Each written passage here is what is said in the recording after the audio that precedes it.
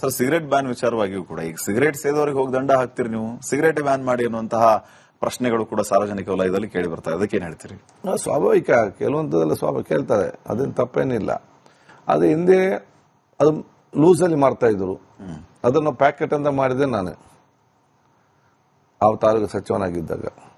ಎರಡು ಶಾಲೆ ಹತ್ರ ಮಾಡಬಾರ್ದಂತೆ ಬ್ಯಾನ್ ಮಾಡಿ ಅಂದ್ರೆ ಪಾಕೆಟ್ ಅಲ್ಲಿ ಮಾರ್ರಿ ಅಂತ ಮಾಡಿದವ್ ನಾನು ಅಂತ ಹೇಳ್ತಿರಲ್ಲ. ಹಾಗೆಲ್ಲ ಮುಂಚೆ ಫ್ರೀ ಆಗಿತ್ತು, ಸಿಂಗಲ್ ಸಿಗರೇಟ್ ಕೂಡ ಕೊಡುದು, ಅಂಗಡಿಯಲ್ಲಿ ಕೂಡ ಕೊಡುದು. ಇದರಲ್ಲಿ ಸ್ವಲ್ಪ ಮಟ್ಟ ರಿಸ್ಟ್ರಿಕ್ಷನ್ ತಂದಿದ್ದೇವೆ.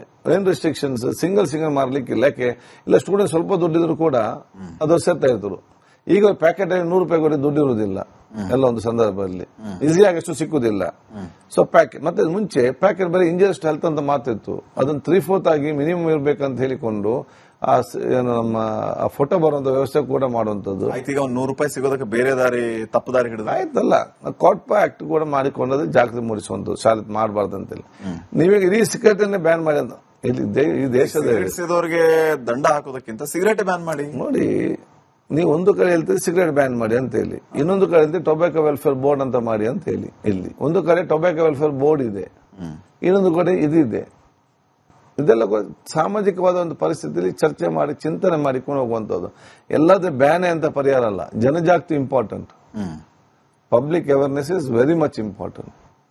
ಅದಕ್ಕಾಗಿ ನಾವು ಪಿಕ್ಚರ್ ಆಕ್ಟರ್ ಯಾರು ಕೂಡ ನಾವು ಅದರ ಅಡ್ವರ್ಟೈಸ್ಮೆಂಟ್ ಭಾಗವಹಿಸಬಾರ್ದು, ಮತ್ತು ಯಾರು ಈ ಕಂಪನಿಯಿಂದ ಸರ್ಕಾರ ಯಾವುದೇ ದುಡ್ಡು ತಗೊಳ್ಬಾರ್ದು, ಯಾವುದಕ್ಕೆ ಅಡ್ವರ್ಟೈಸ್ಮೆಂಟ್ಗೆ ಇದಕ್ಕೆ. ಇದೆಲ್ಲೂ ಕೂಡ ನಿಯಮ ನಾವು ತಂದಿದ್ದೇವೆ. ಆದಷ್ಟು ರಿಸ್ಟ್ರಿಕ್ಷನ್ಸ್ ಇದೆ.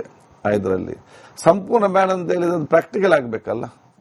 ಇದರಲ್ಲಿ ಇದೆಲ್ಲ ಕೂಡ ಅವತ್ತು ನಾವು ಚಿಂತನೆ ಮಾಡಿದ್ದೆ ಒಮ್ಮೆ, ಎಲ್ಲವೂ ಕೂಡ ಅಷ್ಟು ಸುಲ ಅಲ್ಲಿ ಬಂದು ಮುಟ್ಟುವುದಿಲ್ಲ. ಅದಕ್ಕೆ ಬೇರೆ ಬೇರೆ ಅಭಿಪ್ರಾಯಗಳು ಬರ್ತದೆ. ಹಿಂಸರದ್ ಬಿಟ್ರ ಅಥವಾ ಅದನ್ನಲ್ಲಿ ಪೆಂಡಿಂಗ್ ಇಟ್ಟೆವು. ನಾನೆಲ್ಲ ರೆಡಿ ಮಾಡಿದಾಗ ಇಡೀ ನಿಮ್ಮ ಟೊಬ್ಯಾಕೋ ಬೆಳೆಗಾರರು ಬಂದು ಕೂತ್ಕೊಂಡ್ರು, ಮುಖ್ಯಮಂತ್ರಿ ಕಚೇರಿ ಕೂತ್ಕೊಂಡ್ರು, ಎಂಟೈರ್ ಟೊಬ್ಯಾಕೋ ವೆಲ್ಫೇರ್ ಬೋರ್ಡ್ ಅವರು ಇವರೆಲ್ಲವೂ ಕೂಡ ಆಯ್ದಕ್ಕಂತ ಹೇಳಿಕೊಂಡು ನಮ್ಮ ಟೊಬ್ಯಾಕೋ ರೈತರಿಗೆ ಸಮಸ್ಯೆ ಆಗ್ತದೆ, ನಾವು ಟೊಬ್ಯಾಕೋ ಏನ್ ಮಾಡ್ದು ಅದು ಇದು ಮಾಡ್ದು ಅಂತ ಹೇಳಿಕೊಂಡು. So it's social problem it is. Blood bank ನ ವಿಚಾರವಾಗಿ ಏನು ಯೋಜನೆಗಳನ್ನ ಮಾಡ್ತಾ ಇದ್ದೀರಿ? ರಕ್ತನೂ ಕೂಡ ಎಷ್ಟೋ ಸಂದರ್ಭದಲ್ಲಿ ಸಿಗದೆ ಬಹಳ ತೊಂದರೆಗಳಾಗ್ತಾ ಇದೆ. ಅದಕ್ಕಾಗಿ ನಾನು ಈಗಾಗಲೇ ಎಲ್ಲ ನಮ್ಮ ರಾಜ್ಯದ ಬಹಳಷ್ಟು ಬ್ಲಡ್ ಡೋನರ್ಸ್ ಇದ್ದಾರೆ, ಯಂಗ್ಸ್ಟರ್ಸ್ ಕ್ಲಬ್ ಅವರು ಆರ್ಗನೈಸ್ ಮಾಡುವಂತದ್ದು. ಅವರಲ್ಲಿ ಮೀಟಿಂಗ್ ಕರಿಬೇಕು, ಬ್ಲಡ್ ಸೇಫ್ಟಿ ಅವರ ಮೀಟಿಂಗ್ ಕರಿಬೇಕು, ಮತ್ತೆ ಎಷ್ಟು ಬ್ಲಡ್ ಬ್ಯಾಂಕ್ ಇದೆ ಅವರ ಮೀಟಿಂಗ್ ಅಲ್ಲಿ ಡೇಟ್ ಫಿಕ್ಸ್ ಮಾಡ್ತೇನೆ, ಕರೆಸಿ ನಮ್ಗೆ ಈಗ ಬ್ಲಡ್ ಶಾರ್ಟೇಜ್ ಯಾವ ಜಿಲ್ಲೆಯಲ್ಲಿದೆ ಅದು ಆಗಬಾರ್ದ ರೀತಿಯಲ್ಲಿ ನೋಡಿಕೊಂಡು ಹೋಗುವಂಥದ್ದು, ಮತ್ತು ಬ್ಲಡ್ ಡೊನೇಷನ್ಗೆ ಹೆಚ್ಚುವರಿಯಾಗಿ ಒಂದು ಪ್ರೋತ್ಸಾಹ ಇವತ್ತು ಕೊಡುವಂಥದ್ದು. ಮತ್ತು ಯಾರೆಲ್ಲ ಬ್ಲಡ್ ಡೋನ್ ಮಾಡಿದ್ದಾರೆ ಅವ್ರಿಗೆ ರಾಜ್ಯದಿಂದಲೇ ಒಂದು ವರ್ಚುವಲ್ ಸರ್ಟಿಫಿಕೇಟ್ ಅನ್ನು ನಾವು ಕಳಿಸುವಂಥದ್ದು. ಯಾಕೆ ಅವ್ರು ಕೊಟ್ಟಿರ್ತಾರೆ ಪಾಪ, ಅವ್ರಿಗೇನಿರೋದು ಅದು ನಾವು ಸರ್ಕಾರದಿಂದ ಅವ್ರಿಗೆ ಒಂದು ಸರ್ಟಿಫಿಕೇಟ್ ಕೊಟ್ಟರೆ ಅವ್ರಿಗೆ ಖುಷಿ ಇರ್ತದೆ. ಅದು ವರ್ಚುವಲ್ ಕಂಪ್ಯೂಟರ್ ಮುಖಾಂತರ ಕೊಡು, ಅವ್ರಿಗೆ ಪ್ರಿಂಟ್ಔಟ್ ಅದನ್ನು ತೆಗೊಳ್ಬಹುದು. ಮತ್ತು ಎಲ್ಲಿಯಾದ್ರೂ ಕೊರತೆ ಆದರೆ ಕಂಪ್ಯೂಟರೈಸ್ ಮುಖಾಂತರ, ಯಾಕಂತ ಹೇಳಿದ್ರೆ ಬೇರೆ ಬೇರೆ ಗ್ರೂಪ್ ಇರ್ತದೆ, A negative, B negative, A positive, O positive ಅಂದಲ್ಲಿ ಕೆಲವು ರೇರ್ ಕೇಸಸ್ ಇರ್ತದೆ. ಈಗ ಫಾರ್ ಯಾದಗಿರಿ ಈಗ ನಾವು ರೀಜನಲ್ ಬ್ಲಡ್ ಎಕ್ಸಲೆನ್ಸ್ ಸೆಂಟರ್ ಅಂತ ಮಾಡ್ತೇವೆ ಎಲ್ಲಾ ವ್ಯವಸ್ಥೆಯಲ್ಲಿ ಇದ್ದುಕೊಂಡು. ಸೊ ಏನಾದ್ರೂ ಆ ರೀಜನ್ಗೆ ಸಂಬಂಧಪಟ್ಟಾಗೆ ಯಾದಗಿರಿ ಅಲ್ಲಿ ಪೇಷಂಟ್ಗೆ ಎ ನೆಗೆಟಿವ್ ಬೇಕಿದ್ರೆ ಅಲ್ಲಿ ಇಲ್ಲದಿದ್ರೆ ಈ ರೀಜನಲ್ ಸೆಂಟರ್ ಕಾಲ್ ಮಾಡಿದ್ರೆ ಎಲ್ಲಿದೆ ಅಂತ ಗೊತ್ತಿದೆ, ಅಲ್ಲಿಂದ ಅವರಿಗೆ ಮುಟ್ಟಿಸುವಂತ ಕೆಲಸ ಮಾಡುವಂತದ್ದು.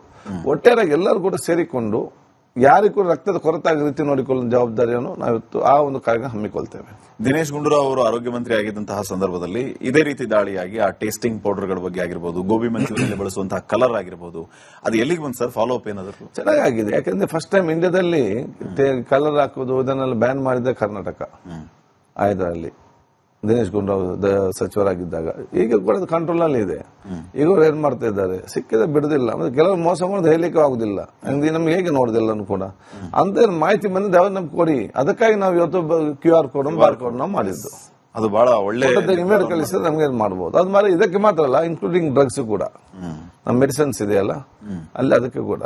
ಸರ್, ಹಳ್ಳಿ ಭಾಗದಲ್ಲಿ ಈಗ QR ಕೋಡ್ ನೀವು ಮಾಡಿದಿರಿ, ಒಳ್ಳೆ ವಿಚಾರನೆ. ಅದು ಈಗ ಹಳ್ಳಿ ಕಡೆ ಸಮಸ್ಯೆಗಳಾದಾಗ, ಸರ್ಕಾರ ತೊಂದರೆ ಆದಾಗ ಅದು ನಿಮ್ಗೆ ಹೆಂಗಿದೆ ಅಂತಂದ್ರೆ, ಉತ್ತರ ಕರ್ನಾಟಕ ಭಾಗದಲ್ಲಿಯೇ ಒಂದು ರೀತಿ ಟ್ರೀಟ್ಮೆಂಟ್ ನ ವಿಚಾರಗಳು ಬೇರೆ ರೀತಿ ಇದೆ, ಅಲ್ಲಿಯೂ ಸಾಕಷ್ಟು ಸಮಸ್ಯೆಗಳು. ಈ ಕಡೆ ದಕ್ಷಿಣ ಕರ್ನಾಟಕ ಅಲ್ಲಿ ಬೇರೆ ರೀತಿಯ ಸಮಸ್ಯೆಗಳು.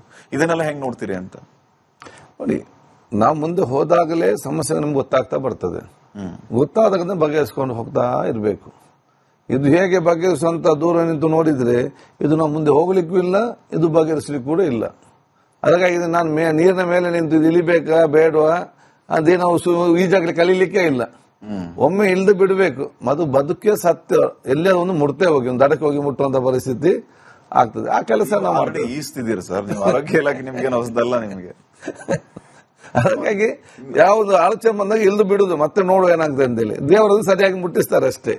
ಅದಕ್ಕೆ ಈಸ್ತಾ ಒಂದ ಕಡೆ ನಿಲ್ಲೋದಕ್ಕಿಂತ ದಡ ಸೇರ್ಲಿ ಅಂತ. ಅದೇ ದಡ ಸೇರ್ಬೇಕು, ಹೋಗಿ ಮುಟ್ಬೇಕು. ಅದಾಗತ್ತೆ, ನಿರೀಕ್ಷೆ ಮಾಡಬಹುದು. ಖಂಡಿತವಾಗಿಯೂ ಇದಕ್ಕೆ ಒಂದು ಹಂತಕ್ಕೆ ನಾವು ಖಂಡಿತವಾಗಿ ಮುಟ್ತೇವೆ, ನನಗೆ ವಿಶ್ವಾಸ ಇದೆ. ಸರ್, ಇನ್ನೊಂದು ಮುಖ್ಯವಾದಂತಹ ವಿಚಾರ ಕೇಳಿ ಮುಗಿಸ್ತೀನಿ. ವಿರೋಧ ಪಕ್ಷದವರ ಆರೋಪ ಅಂತಿರೋ ಅಥವಾ ಜನಸಾಮಾನ್ಯರಲ್ಲಿ ಉಳಿದಿರುವಂತಹ ಪ್ರಶ್ನೆ ಅಂತಿರೋ, ಈ ಸರ್ಕಾರಕ್ಕೆ ಅಲ್ಪಾವಧಿ ಇದೆ, ಸಮಯ ಇಲ್ಲ, ಟೇಕ್ ಆಫ್ ಆಗೋದಕ್ಕೆ ತೊಂದರೆ ಆಗ್ತಾ ಇದೆ, ಬರೀ ಉತ್ತರ ದಿಕ್ಕು, ಪೂರ್ವ ದಿಕ್ಕು, ಪಶ್ಚಿಮ ದಿಕ್ಕು ಅಂತ ನಡ್ಕೊಂಡೆ ಪ್ರೆಸ್ ಮೀಟ್ ಮಾಡುವಂತಹ ಸಂದರ್ಭ ಇದೆ. ಜನರ ಸಮಸ್ಯೆಗಳನ್ನ ಯಾವಾಗ ನೋಡ್ತೀರಿ ನೀವು ಅನ್ನಂತ. ನೋಡಿ, ಸನ್ಮಾನ್ಯ ಮುಖ್ಯಮಂತ್ರಿಗಳ ಆಡಳಿತ ಶೈಲಿ ಇವನು ಪ್ರತಿಪಕ್ಷದ ಜನಸಾಮಾನ್ಯರು ಮೆಚ್ತಾರೆ, ಲೀಡರ್ಗಳು ಮೆಚ್ಚಿದ್ರು ಕೂಡ. ಆಂತರಿಕವಾಗಿ ಲೀಡರ್ ಕೂಡ ಮೆಚ್ತಾರೆ.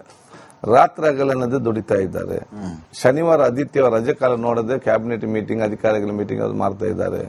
ಅಧಿಕಾರಿಗೆ ಸಂಪೂರ್ಣ ಧೈರ್ಯ ಮತ್ತು ವಿಶ್ವಾಸ ಕೊಟ್ಟಿದ್ದಾರೆ. ಅನ್ನೆಸೆಸರಿ ಇಂಟರ್ಫರೆನ್ಸ್ ಯಾರು ಕೂಡ ಆಗುವುದಿಲ್ಲ. ಆದ ಕಾರಣ ಆಡಳಿತ ಬಹಳ ಚೆನ್ನಾಗಿ ಇವತ್ತು ನಡೀತಾ ಇದೆ. ಅದು ವೇಗವನ್ನು ಕೂಡ ಪಿಕಪ್ ಬಹಳ ಫಾಸ್ಟ್ ಇವತ್ತು ಕಾಣ್ತಾ ಇದೆ. ಅದಕ್ಕೆ ಅಲ್ಪಾವಧಿ ಏನು ಇಲ್ಲ. ಇದು ನಮ್ದು 2 years ಸರ್ಕಾರ ಅಲ್ಲ, ನಮ್ದು 7 years ಸರ್ಕಾರ. ಮುಂದೆ 28 ಮತ್ತೆ ಬಹುಶಃ 5 ವರ್ಷ ಬಂದೇ ಬರ್ತದೆ. ಅದಕ್ಕೆ ನಮ್ಗೆ 2 ವರ್ಷದ ಯೋಜನೆ ಇಟ್ಟಲ್ಲ ಕೆಲಸ ಕಾರ್ಯಗಳು. ಮುಂದಿನ 5 ವರ್ಷ ಸೇರಿಸಿಕೊಂಡು ಯೋಜನೆ ರೂಪಿಸೋದು. ಈಗ ಸರ್, ನೀವು ಸ್ಪೀಕರ್ ಆಗಿದ್ದಾಗ ಒಂದು ಸ್ವಾರಸ್ಯಕರ ವಿಚಾರ ನಡೀತು. ಬಹುಶಃ ಅದ್ರ ಬಗ್ಗೆ ಇನ್ನೂ ಯಾರು ಕೇಳಿದಾರೋ ಇಲ್ವೋ, ಇವತ್ತು ನೀವು ಸಿಕ್ಕರಿ ಕೇಳ್ತಾ ಇದ್ದೀನಿ. ನಿಮ್ಮದೇ ಪಕ್ಷದ ಶಾಸಕ ಪ್ರದೀಪ್ ಈಶ್ವರ್ ಅವರಿಗೆ ನಿನ್ನ ಕೈಯಲ್ಲಿ ಕಬ್ಬಣ ಕೊಡ್ಬೇಕು ಮಾರಾಯ ಅಂತಂದ್ರೆ ಯಾಕೆ ಅಷ್ಟ ಆಕ್ರೋಶ ಭರಿತರಾಗಿದ್ರಿ? ಎಲ್ಲರ ಕೈಯಲ್ಲಿ ಕಬ್ಬಣ ಕೊಡುವಂತ ಪರಿಸ್ಥಿತಿ ಏನ್ ಬಂತು? ಹಾಗೆ ನಮ್ಗೆ ಈಗ ಅಧಿವೇಶನವನ್ನು ಚೆನ್ನಾಗಿ ನಡೆಸಬೇಕು, ಸೌಹಾರ್ದಯುತವಾಗಿ. ಈ ಅಧಿವೇಶನದಲ್ಲಿ ಯಾವಾಗ ಶಾರ್ಟ್ ಸರ್ಕ್ಯೂಟ್ ಆಗಲಿಕ್ಕೆ ಸಾಧ್ಯ ಇಲ್ಲ. ಎಲ್ಲ ಕೂಡ ಸರಿ ಇರ್ತದೆ, ಸಡನ್ ಆಗಿ ಸ್ಟಾರ್ಟ್ ಆಗಿ ಬಿಡ್ತದೆ. ಅದೊಂದು ಸ್ಟಾರ್ಟ್ ಆದ್ರೆ ಮತ್ತೆ ಎಲ್ಲಿ ಹೋಗಿ ಮುಡ್ತಂದಲ್ಲಿ ಕೂಡ ಸಾಧ್ಯ ಇಲ್ಲ. ಇದು ಆದ್ರೆ ನನ್ನ ಇಲ್ಲಿ ಬ್ಯಾಲೆನ್ಸ್ ತಪ್ತದೆ. ಯಾಕೆ ನಾನು ಲಿಮಿಟೆಡ್ ಟೈಮ್ ಅಲ್ಲಿ ಎಜೆಂಡಾ ಮುಗಿಸಬೇಕು, ಕ್ವಶನ್ ಮುಗಿಸಬೇಕು, ಬಿಲ್ ಮುಗಿಸಬೇಕು. ಅದಾದ್ರೆ ಮಾತ್ರ ನಾನು ಟೆನ್ಷನ್ ಫ್ರೀ ಆಗಿರ್ತಾನೆ.